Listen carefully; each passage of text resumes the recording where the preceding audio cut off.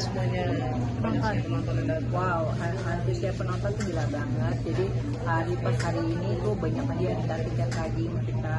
Jadi itu orang-orang Kowani tuh pada datang pada Jubitan Medan. Jangan lupa nonton, bagus banget. Harapan sama promonya mungkin Bang Gi?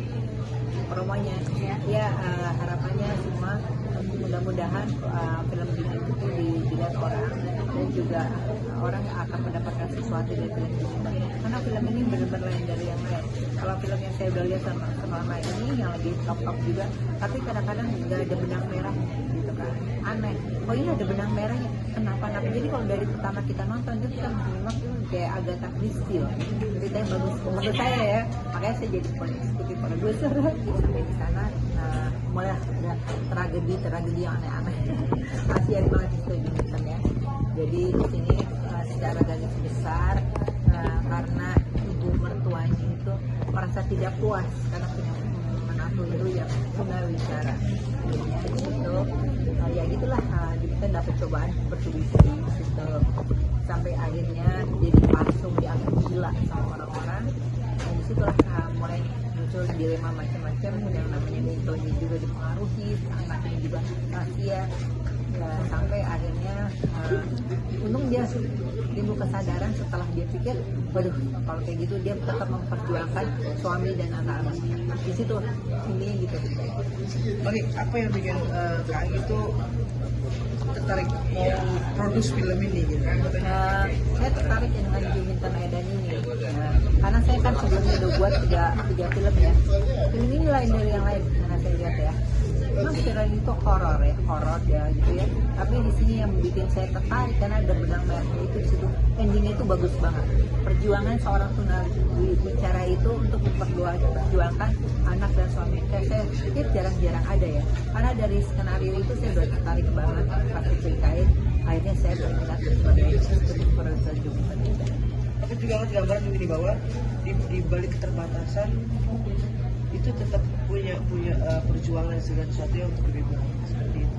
Betul.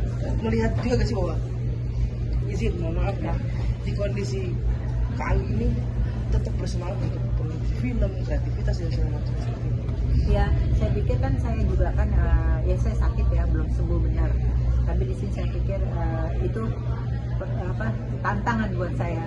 Saya jadi semangat banget ya, dimana saya jadi ada berpikir positif di sini. Karena kita kalau sakit tidak pernah mikir penyakit itu luar biasa. Itu ada dari diri saya ada merasa oke, saya biarpun saya sakit saya masih bisa berinspirasi atau membuat sesuatu yang berguna. Gitu. Saya pikir karena film itu saya suka, jadi saya skip. Itu loh ceritanya. Berapa lama prosesnya? Dan kesulitan paling besar apa sih? Proses film ini sampai tayang di bioskop kurang lebih 7 bulan. Jadi di sini proses syuting itu cukup lumayan berat ya. Karena itu nggak ada stand in itu nggak ada. Benar-benar artinya itu Nesha Amira atau Dimas Aditya itu benar-benar yang di laut lah atau apa yang dia benar-benar dipasung beneran. Karena itu sebelahnya itu ada benar-benar orang yang dipasung beneran karena dia merasa yang gila sama warga di situ. Itu benar-benar kejadian benar. Jadi bukan itu rekayasa atau apa, itu benar-benar true story. Nah, ini kan kali ini film-film keempat ya? Iya. Paling istimewa gak sih Juminten? Atau memang ada sisi istimewa Juminten itu apa sih? Paling istimewa gini, karena Juminten itu ini saya di situ ngambil intinya semangatnya itu, semangatnya dia untuk memperjuangkan keluarganya. Di sini saya pikir saya juga masih semangat untuk sembuh. Di sini yang bikin saya optimis ya, saya masih harus sembuh juga karena masih banyak yang bisa saya kerjakan ke depannya. Bagi untuk ngambil lokasinya di mana, karena kan didukung sama lokasinya yang sangat mistis ya. Iya. Lokasi itu di Jogja, terus di Denmark, terus ada di satu tempat ada pantai gitu ya. Serem banget ya itu di Jogja, kenapa saya lupa ya. Itu benar-benar langsung kita turun ke bawah situ, saya juga naik ke atas, itu serem banget. Oke, di kondisi kecelakaan itu kali tetap ikut ke lokasi itu? Ya ikut dong, karena kan si orang ini kan selalu pengen benar-benar melihat semuanya. Yang intinya memang saya juga nanti mungkin akan membuat film lagi ke depannya, makanya doain aja saya sembuh gitu loh. Ini support terbesar Apa support terbesarnya tuh untuk sampai hari ini ada film ini dari siapa sih support terbesar? Support terbesar sih sebenarnya dari anak-anak saya. Jadi anak saya itu yang menyemangatin saya di sini. Dia bilang udah mama bikin film aja. Tadi saya juga berpikir gitu ya kan saya apa namanya agak-agak benar nggak sih saya produksi gitu kan.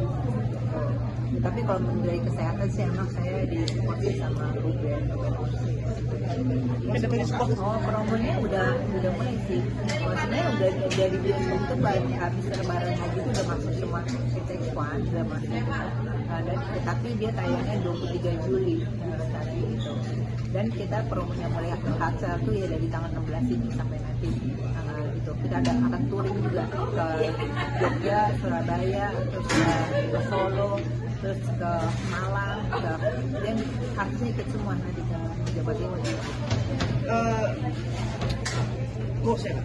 Ada? Goalsnya? Goalsnya apa ya? Mudah-mudahan Jumten Eden nanti diterima seluruh Indonesia dan mendapatkan penonton berapa juta penonton.